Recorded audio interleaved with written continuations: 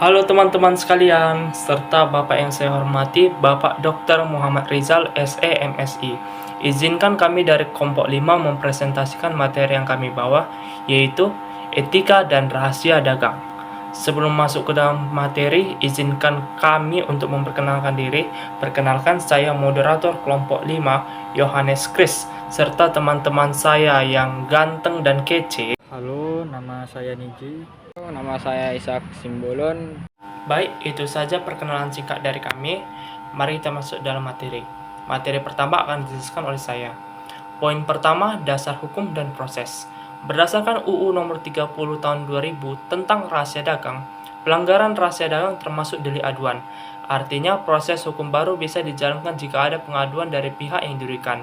Setelah ada pengaduan, penyidik dapat melakukan pemeriksaan, dan apabila pelaku terbukti bersalah, maka dapat dikenakan sanksi pidana, perdata, maupun sanksi kontraktual.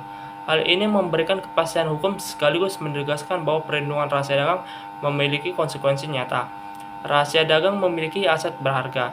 Dalam dunia bisnis, rahasia dagang adalah aset yang nilainya lebih tinggi dari aset fisik, misalnya resep minuman, strategi pemasaran, atau daftar pelanggan. Maka ketika dicuri atau disalahgunakan, dampaknya bisa merugikan besar. Mengapa delik aduan penting? Karena hanya pemilik sah yang tahu apakah suatu informasi benar-benar rahasia dan bernilai ekonomis. Tanpa pengaduan, negara tidak bisa asal menindak. Tahap lanjutan proses hukum, setelah penyidikan biasanya kasus akan masuk ke ranah pengadilan. Di sana akan diputuskan bentuk hukuman yang paling tepat, apakah ganti rugi materi, sanksi pidana, atau pembatalan kontrak. Konsekuensi bagi pelaku di pelanggaran rahasia dagang bukan hanya soal kerugian materi, namun hal lain seperti nama baik, reputasi bisnis, bahkan peluang kerja di masa depan bisa hancur. Pesan penutup dari saya, intinya perlindungan rahasia dagang bukan hanya melindungi perusahaan, tapi juga menjaga iklim persaingan agar tetap adil dan mendorong inovasi. Jadi, siapapun yang bekerja di dunia usaha harus paham bahwa pelanggaran rahasia dagang akan selalu berakhir dengan konsekuensi serius. Baik, itu saja poin pertama yang bisa saya jelaskan. Masuk ke poin kedua, yaitu subjek hukum dan tindakan. Pelanggaran rahasia dagang dapat dilakukan oleh dua pihak. Yang pertama, orang dalam perusahaan. Misalnya karyawan atau mantan karyawan, dia membocorkan informasi rahasia. Tindakan ini merupakan bentuk pengkhianatan terhadap amanah dan kepercayaan. Nah, ini adalah contoh dari pihak internal atau mereka adalah orang yang memiliki kedekatan langsung dan rahasia perusahaan. Karena hubungan kerja, ini termasuk staf, ex-pegawai, maupun pihak yang pernah diberi tanggung jawab khusus. Pelanggaran ini biasanya muncul ketika mereka menyalahgunakan kepercayaan, misalnya membawa data atau konsep strategis ke pihak lain. Contoh kedua, pesaing bisnis yang mencuri informasi melalui cara tidak sah. Tindakan ini sama-sama merugikan perusahaan dan menciptakan persaingan usaha yang tidak sehat. Nah, ini adalah contoh dari pihak eksternal, yaitu individu atau badan usaha dari luar perusahaan yang tidak punya hak atas informasi tersebut. Bisa berupa kompetitor, kelompok penyusup, atau pihak yang berusaha memperoleh data dengan cara melanggar hukum. Tindakan ini meliputi pencurian data digital, spionisme industri, hingga penyuapan orang dalam. Kedua kelompok ini sama dapat dikenakan tuntutan karena keduanya dianggap melakukan pelanggaran terhadap hak eksklusif. Pemilik rahasia dagang tujuan utama penindakan adalah menjaga agar persaingan tetap adil dan melindungi inovasi perusahaan. Kepercayaan adalah modal utama dalam dunia kerja maupun bisnis. Sekali dihianati, sulit untuk dikembalikan. Integritas lebih berharga daripada keuntungan instan. Membocorkan atau mencuri informasi mungkin memberi keuntungan cepat, tetapi akan merusak nama baik seumur hidup. Persaingan sehat lahir dari usaha dan inovasi, bukan dari kecurangan. Rahasia dagang adalah tanggung jawab bersama. Menjaganya berarti menjaga keberlangsungan perusahaan, lapangan kerja, dan reputasi. Nah, itu sekian dari saya yang menjelaskan poin kedua. Selanjutnya akan dijelaskan oleh Assalamualaikum warahmatullahi wabarakatuh. Nama saya Niji, mahasiswa Universitas Negeri Medan dengan NIM 72532200053. Saya di sini akan mempresentasikan hasil kerja kelompok yang berjudul etika dan rahasia dagang. Saya akan menjelaskan setelah daripada slide kedua. Saya akan menjelaskan dari awal slide ketiga, yaitu tentang etika bisnis dan syariah.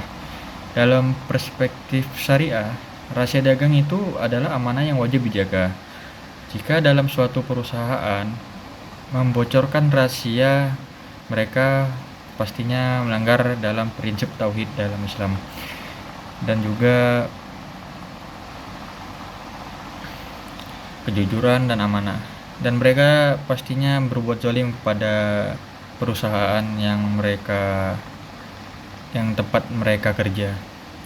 Jika pesaing bisnis yang melanggar, maka mereka melanggar 5 prinsip ekonomi Islam, yaitu ada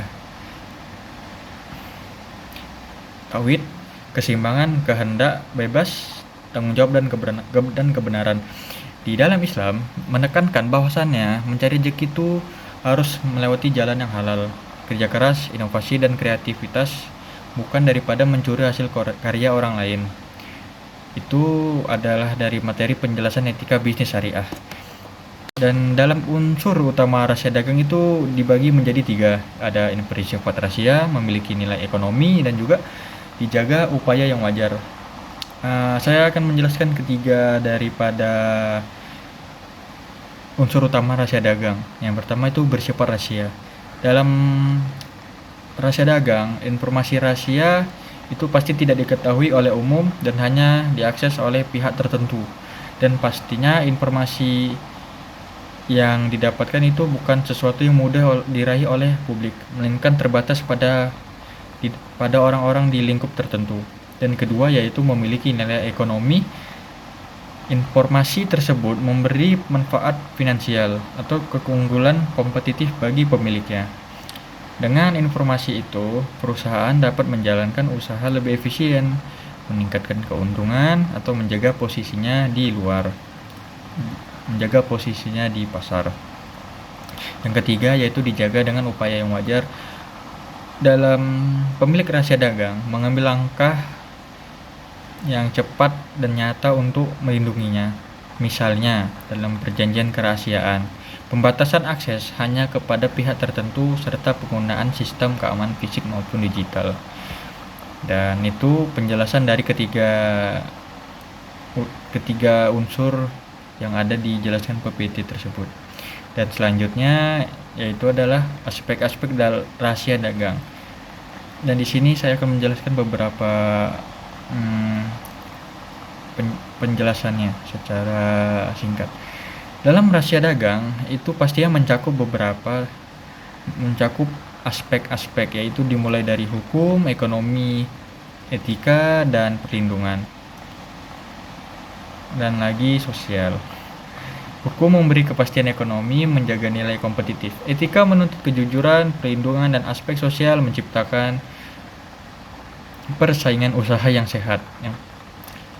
Dengan itu, rahasia dagang pastinya bukan hanya menjaga informasi, tapi juga membangun kepercayaan dan mendorong inovasi, dan juga pastinya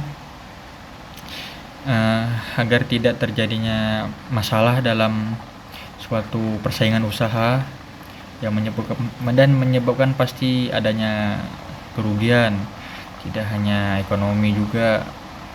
Dan mungkin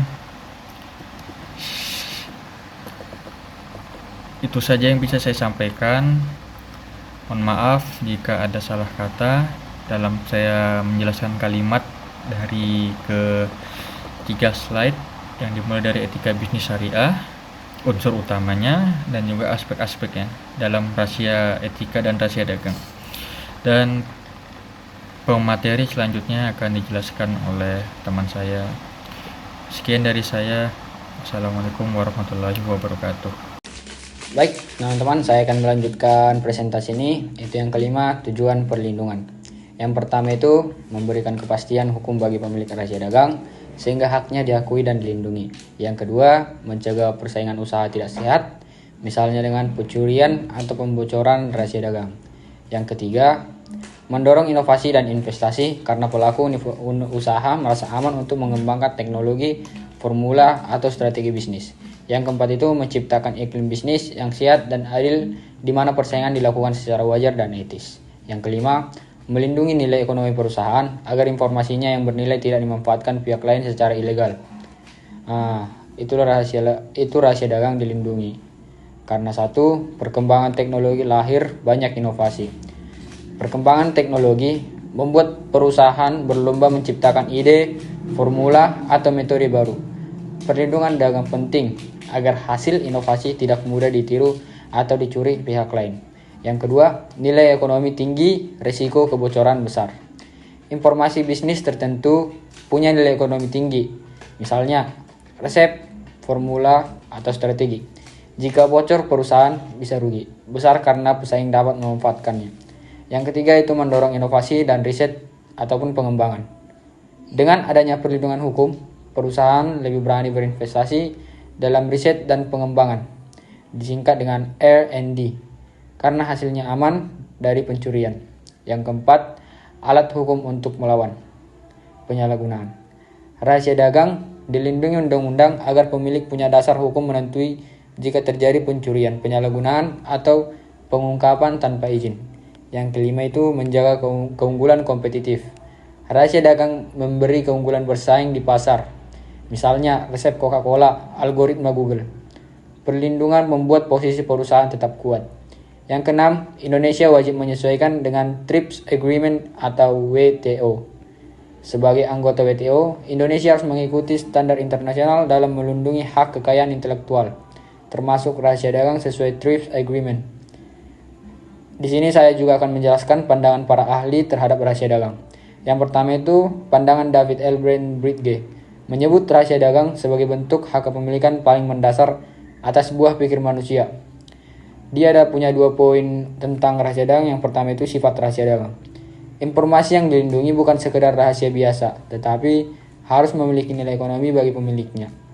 Rahasia dagang tidak perlu didaftarkan ke negara atau berbeda dengan paten atau merek, sehingga perlindungannya lebih bergantung pada kerahasiaan dan kontrak. Poin yang kedua itu adalah dasar perlindungan. Perlindungan rahasia dagang menurut Ben Bridge lebih didasarkan pada hukum perdata atau kontrak dan kewajiban kepercayaan atau confidentiality, bukan pada hukum kekayaan intelektual formal. Misalnya, melalui perjanjian kerahasiaan atau NDA, Non-Disclosure Agreement, atau hubungan fiduciary. Yang ketiga itu, alih lingkup informasi bisa berupa formula, resep daftar pelanggan, metode bisnis, hingga strategi pemasaran. Namun, harus ada upaya yang wajar untuk menjaga kerahasiaan dari pemilik. Yang keempat, perbedaan dengan paten. Paten melindungi penemuan yang diduplikasikan, sedangkan rahasia dagang melindungi informasi yang justru disembunyikan. Ben Bridge menekankan bahwa perlindungan rahasia dagang bisa berlangsung tanpa batas waktu selama kerahasiaan tetap terjaga. Berbeda dengan paten yang ada jangka waktunya. Yang kelima, menurut Ben Bridge, ada pelanggaran terjadi bila misappropriation atau penggunaan tanpa izin, pembocoran atau pencurian informasi. Namun jika orang lain memperoleh informasi itu dengan cara sah atau misalnya penelitian independen atau rekayasa balik atau reverse engineering, maka tidak dianggap pelanggaran. Pandangan ahli yaitu Robert M. Sherwood menekankan bahwa rahasia dagang adalah informasi yang berisiko tinggi sehingga harus dilindungi dari kerugian. Menurut ahli Anthony D. Amato dan Doris L. Long menekankan aspek-aspek prospek ekonomi yang potensial namun tidak pasti, sehingga perlu perlindungan hukum yang kuat untuk mendorong inovasi. Ya, segitu saja presentasi dari saya. Setelah presentasi selanjutnya akan dilanjutkan oleh kawan saya. Terima kasih. Baik, masuk poin 8, yaitu saran perbaikan UU. UU rahasia dagang perlu pembaruan agar lebih komprehensif, khususnya dalam pengaturan perjanjian lisensi. Pembaruan ini harus berlandaskan asas kepastian hukum, teori risiko, teori prospek, serta mencontoh praktik negara lain seperti Amerika Serikat dengan UTSA dan DTSA. Nah, kesimpulan yang kami rangkum adalah rahasia dagang dilindungi oleh UU nomor 30 tahun 2000 dan perjanjian TRIPS atau WTO. Dalam etika bisnis, perlindungan ini selaras dengan prinsip kejujuran, keadilan, dan tanggung jawab. Pelanggaran dapat berujung pada sanksi perdata pidana, maupun kontraktual. Oleh karena itu, mahasiswa memahami rahasia dagang tidak hanya dari definisi formal, tetapi juga dari sisi etika, ekonomi, dan resiko yang melekat. Baik, terima kasih atas teman-teman serta Bapak yang saya hormati, Bapak Dr. Muhammad Rizal yang telah mau mendengarkan presentasi dari kami. Maaf jika ada salah kata. Kami kelompok 5 izin pamit diri. Sampai jumpa di lain waktu.